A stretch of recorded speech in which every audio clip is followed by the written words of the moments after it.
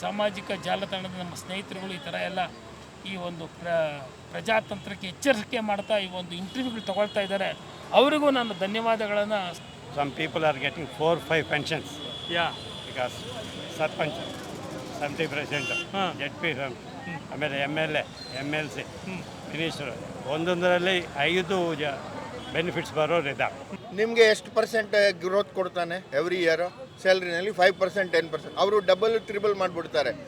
No objection. ಯಾರೋ ಜೆಂಡಾ ತಗೊಂಡು ಯಾರು ಹೋಗಿದ್ದಾನೆ ಅಲ್ಲಿ ವಿಧಾನಸೌಧಕ್ಕೆ? ಯಾರು ಪ್ರೊಟೆಸ್ಟ್ ಮಾಡಿದ್ದಾನೆ? ಎಲ್ಲ MLAಗಳಿಗೆ ಪೆನ್ಷನ್ 75 per month ಅಂತ ಸರ್, ಮಾಮೂಲಿ ಒಬ್ಬ ಕಸ ಗುಡಿಸೋನಿಗೂ ಕ್ವಾಲಿಫಿಕೇಶನ್ ಇರುತ್ತೆ. ಕರೆಕ್ಟ್. ಸ್ವೀಪರ್ಗೂ ಇಷ್ಟು ಏರಿಯಾ ಕಸ ಗುಡಿಸ್ಬೇಕು, ಇಷ್ಟು ಟೈಮಲ್ಲಿ ಮಾಡಬೇಕು ಅಂತ. ಆದರೆ ನಮ್ಮ MLAಗಳಿಗೆ ಏನು ಕ್ವಾಲಿಫಿಕೇಶನ್ ಇಲ್ಲ, ಒಂದು ಅರ್ಹತೆ ಇಲ್ಲ, ಏನೂ ಇಲ್ಲ.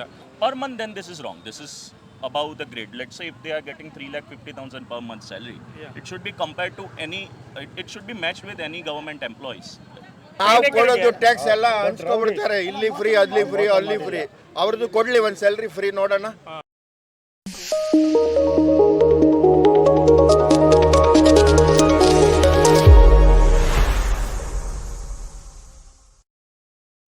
ಭಕ್ತಿ ಇಲ್ವಾ ಇಲ್ಲಿ? ಎಲ್ಲ ಮೋದಿ ಭಕ್ತಿ ಇದಾರಲ್ಲ. ಮೋದಿ ಭಕ್ತಿರಲ್ಲ ಸರ್, ಮಾಡ್ತಿರೋದೇ ಅದು. ಮಾತ್ರ ಇಲ್ಲವಾ? ಸಿಕ್ಕಾಕ ದೋ ಪೆಲ್ಲೂ रहता है ಸರ್ ಇದರ ಪಕ್ಷ ನೈ. ಅಲ್ಲಲ್ಲ, ಒಂದು ನಿಮಿಷ.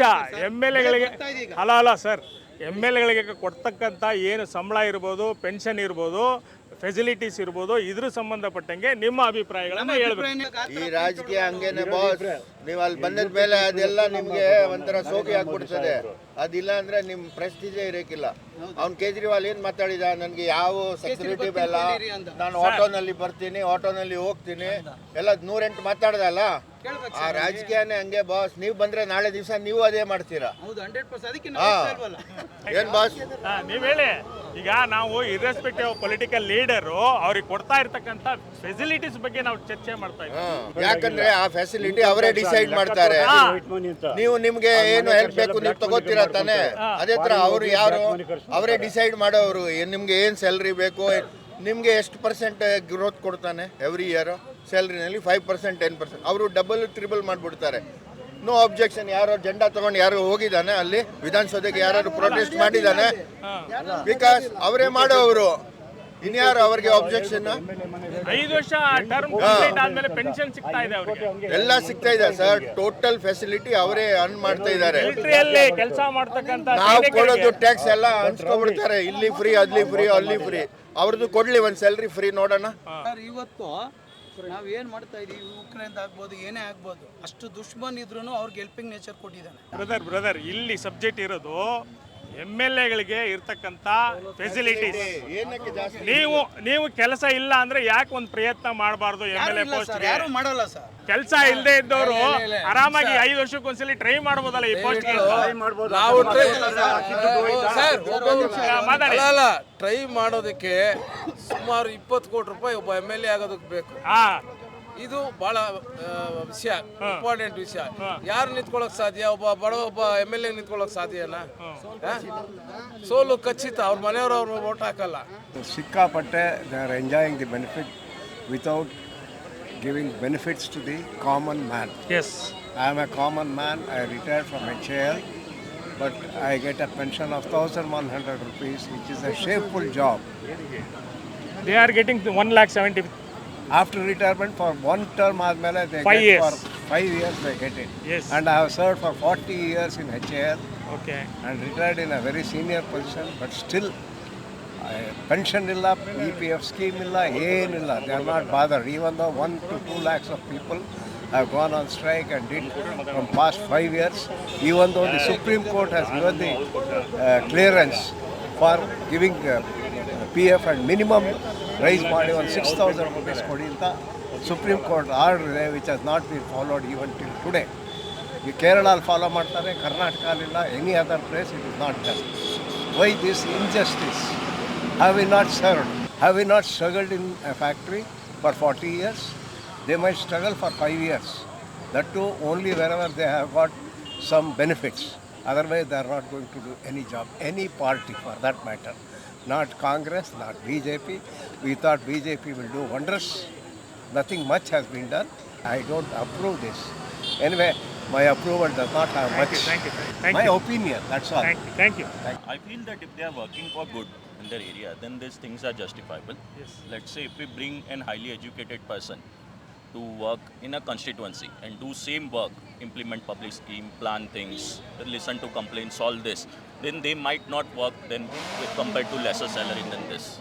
So I feel if they are working for public good, then this all the facilities are fine, justifiable. It is fine. Yes. What about 5 years service? They are getting pension. So this is per year pension, like 1,75,000 or This per month. Per month. Per month, then this is wrong. This is above the grade. Let's say if they are getting 3,50,000 per month salary, Yeah. it should be compared to any. It should be matched with any government employees. If there should be some basic components in this, so pension should be given on that, not like 1,75,000. But other peoples are not getting any pension nowadays.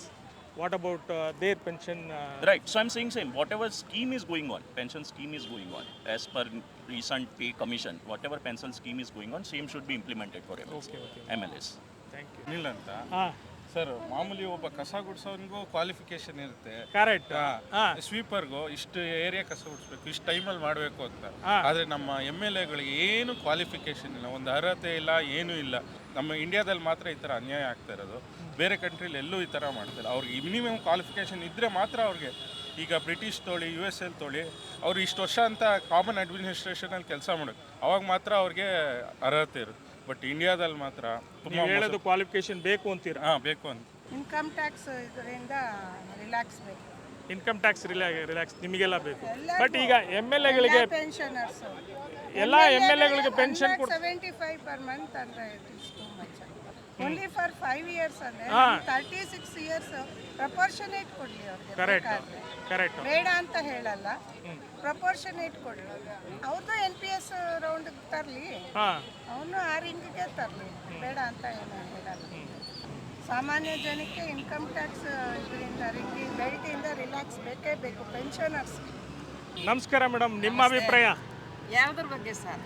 ಈಗ MLAಗಳಿಗೆ ಸಂಬಳ ಕೊಡ್ತಿರೋದ್ರ ಬಗ್ಗೆ, pension ಬಗ್ಗೆ, ಅವ್ರಿಗೆ ಕೊಡ್ತಾ ಇರ್ತಕ್ಕಂಥ facilities ಬಗ್ಗೆ, 5 ವರ್ಷ ಟರ್ಮ್ಗೆ ಅವ್ರಿಗೆ ಪೆನ್ಷನ್ ಕೊಡ್ತಾ ಇದ್ದಾರೆ, ಇದ್ರ ಬಗ್ಗೆ ತಮ್ಮ ಅಭಿಪ್ರಾಯ? ಸಂಬಳ ತಗೊಳ್ಳಿ ಸರ್, 5 ವರ್ಷ ಅವರು ಸರ್ವಿಸ್ ಮಾಡ್ತಾರೆ ಪಬ್ಲಿಕ್ಗೆ, ಅದಕ್ಕೆ ಸಂಬಳ ತಗೊಳ್ಳಿ, ಅದಕ್ಕೇನು ತೊಂದರೆ ಇಲ್ಲ. ಆದ್ರೆ ಪೆನ್ಷನ್ ಮಾತ್ರ ಅದು ತುಂಬಾ ಇದು ಸರ್. ಅದು ಗೌರ್ಮೆಂಟ್ ಸರ್ಕಾರಿ ನೌಕರಿಗೆ ಇದೆ ಪೆನ್ಷನ್ ತೆಗೆದು ಬಿಡ್ತಾ ಇದ್ದಾರೆ. ಇವಾಗ ಅವ್ರಿಗೆ ಏನಕ್ಕೆ ಕೊಡಬೇಕು ಸರ್ ಪೆನ್ಷನ್? ಅವ್ರು ಆಲ್ರೆಡಿ ದುಡ್ಡು ಮಾಡ್ಕೊಂಡಿರ್ತಾರೆ, ಮಾಡೋಕ್ಕೆ ಬರ್ತಾರೆ ರಾಜಕೀಯ ನಾಯಕರು. ಮಾಡ್ಕೊಳ್ಳಿ ಸರ್, ಮಾಡ್ಕೊಂಡು ಪೆನ್ಷನ್ ತಗೊಳ್ಳೋದು ಅನ್ಯಾಯ, ತುಂಬ ಅನ್ಯಾಯ. ಅಂತ ಹೋಟೆಲ್ ಮಯೂರಿ ಅವರು. So with regard to this thing, we had made a lot of discussions. Groups are there. In that we are circulated in social matter, and everything should be cancelled. Okay. No job work, nothing. They are voluntary servants of the public. Okay. So everything should be cancelled. Yeah. So they are abnormally going on enhancing every 5 years. Some people are getting 4-5 pensions. Yeah. Because Sarpanch, 70%, ZP, ಆಮೇಲೆ MLA, MLC, minister, ಒಂದೊಂದರಲ್ಲಿ 5 benefits ಬರೋರು ಇದ್ದಾರೆ. So everything should be cancel. They should serve the society and economy should be save. Thank you. ನಮಸ್ಕಾರ. ನಾನು ರಾಜ್ಯ ನಡಿಗೆದಾರರ ಒಕ್ಕೂಟದ ಅಧ್ಯಕ್ಷನಾಗಿ ಮತ್ತು ಜನಪರ ಧ್ವನಿಯಾಗಿ ಮತ್ತು ಈ ಹಿಂದೆ ಒಂದು ಪಕ್ಷದ ಅಧ್ಯಕ್ಷನಾಗಿ ಸಹ ಕೆಲಸ ಮಾಡಿದ್ದೇನೆ. ಅದೆಲ್ಲ ಇಲ್ಲಿ ನಾನು ಡಿಸ್ಕ್ಲೋಸ್ ಮಾಡೋದು ಬೇಡ. ಇಲ್ಲಿ ನಾನು ಜನಪರ ಧ್ವನಿಯಾಗಿ ಈ ಚುನಾವಣಾ ಏನು ಪ್ರಜಾಪ್ರಭುತ್ವದ ಹಬ್ಬ ಇದೆ, ಆ ಹಬ್ಬನ ನಾನು ಅದನ್ನ ಹಬ್ಬ ಅಂತ ಕರೀತಾ ಇದ್ದೀನಿ. ಯಾಕಂದರೆ ಮತದಾನ ಆಗೋದು 5 ವರ್ಷಕ್ಕೆ ಒಮ್ಮೆ.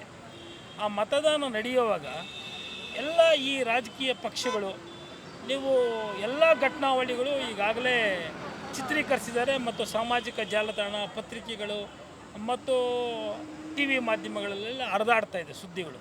ಆಮೇಲೆ ಕ್ರಮಗಳು ಈಗ ಚುನಾವಣಾ ಆಯುಕ್ತರು ಎಚ್ಚೆತ್ತುಕೊಂಡು ಕ್ರಮ ತಗೊಳ್ಳೋಕೆ ಈಗ ನೀತಿ ಸಂಹಿತೆ ಜಾರಿ ಆದಮೇಲೆ ಹೊರಟಿರೋದು ನಾವೆಲ್ಲ ನೋಡ್ತಾ ಇದ್ದೀವಿ. ಈಗ 15 ದಿವಸದ ಕೆಳಗಡೆ ಚುನಾವಣಾ ಪ್ರಾರಂಭ ಆಗೋಕ್ಕೆ ಮುಂಚೆನೇ ಏನೇನು ಹಂಚಿಕೆ ಆಗಬೇಕು, ಏನೇನು ಕೊಡಬೇಕು, ಅದೆಲ್ಲ ಜನಪರವಾಗಿ ಅಲ್ಲ, ಜನಗಳಿಗೆ ತಲುಪಿಸ್ತಾ ಇದ್ದಾರೆ. ಅದು ಒಂಥರ ಅಸಹ್ಯ ಮೂಡಿಸ್ತದೆ. ಮೊದಲು ಜನಗಳು ಪ್ರಜ್ಞಾವಂತರಾಗಬೇಕು. ಮತವನ್ನು ಹಾಕೋರು ಪ್ರಜ್ಞಾವಂತರಾಗಬೇಕು. ಯಾಕೆ ಪ್ರಜ್ಞಾವಂತರಾಗಬೇಕು? ಜನಪರ ಧ್ವನಿಯಾಗಿ ಯಾರು ಜನಗಳಿಗೆ ಕೆಲಸ ಮಾಡ್ತಾರೆ, ಹಣ ಹಂಚಿಕೆ, ಸೀರೆ ಹಂಚಿಕೆ, ಮತ್ತು ಏನು ಕುಕ್ಕರು ಮತ್ತು ಡಿನ್ನರ್ ಸೆಟ್ಟು, ಇದೆಲ್ಲ ದೊಡ್ಡದಾಗಬಾರ್ದು. ಅದೆಲ್ಲ ಏನಾಗುತ್ತೆ, ಒಂದು ದಿನಕ್ಕೆ ಒಂದು 5 ಪೈಸೆ 10 ಪೈಸೆ ಸಿಗ್ಬೋದು ಅಷ್ಟೇ. ಅದರಲ್ಲಿ ನಾನು ಜನಕ್ಕೆ ಒಂದು ಮನವಿ ಮಾಡಿಕೊಳ್ಳೋದು ಈ ಮುಖಾಂತರ, ಹಿಂದೆ ಗೋಪಾಲ್ ಗೌಡರು, ನಮ್ಮ ಇದೇ ಬಸವಗುಡಿ ಕ್ಷೇತ್ರ TR ಶಾಮಣ್ಣ ಅವರು ಎಲ್ಲ ಎಂಥ ಒಂದು ಮೇಧಾವಿಗಳಾಗಿ ಜನರ ಧ್ವನಿಯಾಗಿ 24 ಗಂಟೆ ರಸ್ತೆಯಲ್ಲಿ ನಿಂತು ಕೆಲಸ ಮಾಡಿಕೊಡ್ತಾಯಿದ್ರು. ಇವತ್ತು ಯಾರನ್ನ ಒಬ್ಬರು ಕಣ್ಣಿಗೆ ಕಾಣೋರಿದ್ದಾರಾ? ಆ ಥರ ಒಬ್ಬ ಜನಪ್ರತಿನಿಧಿ ಕಣ್ಣಿಗೆ ಕಾಣೋರಿದ್ದಾರಾ? ಇದು ಒಂಥರ ಅಸಹ್ಯ ಮೂಡಿಸ್ತಾ ಇದೆ. ಯಾರು ಚುನಾವಣೆ ಗೆದ್ದ ಮೇಲೆ ಯಾರು ಕೈಗೆ ಸಿಗೋದಿಲ್ಲ. ನಾವು 3 ಬಾರಿ ಚುನಾವಣೆ ನಿಂತಿರೋರು. ಆ ಒಂದು ದೃಶ್ಯಾವಳಿಗಳು ನೋಡಿದ್ರೆ, ಯಾಕಂದರೆ ನಮ್ಮ ಹತ್ರ ಇವತ್ತಿನ ಹಣಬಲ ಇಲ್ಲದೆ ಇರ್ಬೋದು, ಆದರೆ ಜನಪರ ಧ್ವನಿಯಾಗಿ 5 ವರ್ಷಗಳ ಕಾಲ ಕೆಲಸ ಮಾಡಿರ್ತೀವಿ ಹೋರಾಟಗಾರರಾಗಿ. ನಾವು ಚುನಾವಣೆ ನಿಂತ್ಕೊಂಡ್ರೆ ಒಂಥರ ಏನೋ ಒಂಥರ ಎಲ್ಲೋ ಈ ಒಂಥರ ಮ್ಯಾಜಿಕ್ ಮಾಡ್ತಾರೆ, ಒಂಥರ ನಗ್ತಾರೆ, ಓ ಇವ್ರು ಚುನಾವಣೆ ನಿಂತಿದ್ದಾರೆ ಅಂತ. ಯಾಕಂದರೆ ಹಣ ಹಂಚ್ಬೇಕು, ಈಗ ಹಣ ಪ್ರಾಧಾನ್ಯವಾಗಿರ್ತದೆ. ನಾನು ಅದನ್ನೆಲ್ಲ ತಿರಸ್ಕರಿಸ್ತಾ ಇದ್ದೀನಿ. ಜನಪರ ಧ್ವನಿಯಾಗಿ ಜನಗಳ ಹಿತಾಸಕ್ತಿ ಕಾಪಾಡೋದ್ರಲ್ಲಿ ಸಾಕಷ್ಟು ಜನ ಇಂಡಿಪೆಂಡೆಂಟ್ಸ್ ಆಗಿ ಸಹ ಬರ್ತಾಯಿದ್ದಾರೆ. ಅವರಿಗೆ ನನ್ನ ಮನವಿ, ಜನಗಳು ಎಚ್ಚೆತ್ಕೋಬೇಕು. ನೀವು ಒಳ್ಳೆಯವ್ರನ್ನ ಆಯ್ಕೆ ಮಾಡಿ, ಆ ಮತದಾನ ಅವರು ನಿಮ್ಮ ಪರವಾಗಿ ಕೆಲಸ ಮಾಡೋರನ್ನ ಆಯ್ಕೆ ಮಾಡಿ. ಪಕ್ಷಗಳು ಅವೆಲ್ಲ ಬಿಟ್ಬಿಡಿ. ನಿಮ್ಮ ಪರ ಏನಾನ ಈ ಪ್ರಜಾತಂತ್ರದಲ್ಲಿ ವಾಚ್ದಾಗ ಕೆಲಸ ಮಾಡಬೇಕು. ತುಂಬ ಬಹುಮತ ಬಂದ್ಬಿಟ್ರು ಅವ್ರು ಇಷ್ಟ ಬಂದಂಗೆ ಮಾಡ್ತಾಯಿರ್ತಾರೆ. 5 ವರ್ಷಗಳ ನೋಡಿದ್ದೀರ ಈಗ ಏನೇನಾಗಿದೆ. ನಾನು ಅವೆಲ್ಲ ವಿವರಣೆ ಮಾಡೋದು ಬೇಡ, ಎಲ್ಲ ನಿಮ್ಮ ಕಣ್ಣು ಮುಂದೆನೇ ಇದೆ. ನಿಜವಾಗಲೂ ಈ ಸಾಮಾಜಿಕ ಜಾಲತಾಣದ ನಮ್ಮ ಸ್ನೇಹಿತರುಗಳು ಈ ಥರ ಎಲ್ಲ ಈ ಒಂದು ಪ್ರಜಾತಂತ್ರಕ್ಕೆ ಎಚ್ಚರಿಕೆ ಮಾಡ್ತಾ ಈ ಒಂದು ಇಂಟರ್ವ್ಯೂಗಳು ತೊಗೊಳ್ತಾ ಇದ್ದಾರೆ. ಅವರಿಗೂ ನಾನು ಧನ್ಯವಾದಗಳನ್ನು, 1000 ಧನ್ಯವಾದಗಳನ್ನು ಯಾಕೆ ತಿಳಿಸ್ತಾ ಇದ್ದೀನಿ ಅಂದರೆ, ಅವರು ಎಚ್ಚರಿಸೋದಕ್ಕೆ ಇಂಟರ್ವ್ಯೂಗಳು ಮಾಡಿ ಜನಪರವಾಗಿ ಕೆಲಸ ಮಾಡ್ತಾಯಿದ್ದಾರೆ. ಇಂಥವ್ರ ಸಂಖ್ಯೆ ಜಾಸ್ತಿ ಆಗಬೇಕು. ಮತ್ತು ಅವ್ರ ಹೆಸರನ್ನೆಲ್ಲ ಹೇಳೋಕ್ಕೆ ನಾನು ಇಷ್ಟಪಡೋದಿಲ್ಲ. ಅವರು ನನ್ನ ಸ್ನೇಹಿತರೇ ಆಗಿರ್ಬೋದು, ಯಾರೇ ಆಗಿರ್ಬೋದು, ಅವರು ಅಂಥವ್ರ ಸಂಖ್ಯೆ ಜಾಸ್ತಿ ಆಗಬೇಕು. ಪ್ರಜಾತಂತ್ರದ ಧ್ವನಿ ಜಾಸ್ತಿ ಆಗಬೇಕು. ಇಂಡಿಪೆಂಡೆಂಟ್ಸ್ ಮತ್ತು ಜನಪರ ಕೆಲಸ ಮಾಡೋರನ್ನ ಗೆಲ್ಲಿಸಿ. ನೀವು ಅವ್ರು ಯಾವತ್ತೂ ನಿಮಗೆ 5 ವರ್ಷ ಕಾಲ ಸಿಗಬೇಕು ಅಂಥವ್ರನ್ನ ಗೆಲ್ಲಿಸಿ. ಅವರು ಇವತ್ತು ಗೆದ್ದವರು ಇನೋವಾ ಕಾರಲ್ಲಿ ಕೂತ್ಕೊಂಡ್ರೆ ಎಲ್ಲೂ ಯಾರ ಕಣ್ಣಿಗೂ ಸಿಗೋದಿಲ್ಲ ಚುನಾವಣೆಗೆ ಬರೋದು. ಅಂಥವ್ರನ್ನ ಗೆಲ್ಲಿಸಬೇಡಿ ಅಂತೇಳಿ ಈ ಮೂಲಕ ನಾನು ಮನವಿ ಮಾಡ್ತಾಯಿದ್ದೀನಿ. ಜೈ ಹಿಂದ್, ಜೈ ಕರ್ನಾಟಕ. ಏನು ನಮ್ಮ ಲಾಲ್ಬಾಗ್ ನಡಿಗೆದಾರರ ಸಂಘದ ಅಧ್ಯಕ್ಷರು ಸಹ ನಮ್ಮ ಜೊತೆಗೆ ಮಾತಾಡಿದ್ದಾರೆ, ಒಕ್ಕೂಟದವರು. ಈ ಅಭಿಪ್ರಾಯಗಳನ್ನು ಪರಿಗಣಿಸಿ ಏನು ನೋಡ್ತಾ ಇದ್ದೀರಿ ನೀವೆಲ್ಲರೂ ಚಾನಲ್ನ, ದಯವಿಟ್ಟು ಒಳ್ಳೆ ಮತದಾರರು ಅಂತ ಅನ್ಕೊಂತೀನಿ. ನೀವು ಒಳ್ಳೆ ವ್ಯಕ್ತಿನ ಆರಿಸಿ, ಒಳ್ಳೆ ವ್ಯಕ್ತಿ ಆರಿಸಿದರೆ ಒಳ್ಳೆ ಸರ್ಕಾರ ಬರುತ್ತೆ ಅಂತೇಳಿ ನನ್ನ ಅಭಿಪ್ರಾಯ. ಮತ ಮಾತ್ರ ಹಾಕೋದನ್ನು ಮಿಸ್ ಮಾಡಬೇಡಿ, ದಯವಿಟ್ಟು ಮತ ಹಾಕಿ.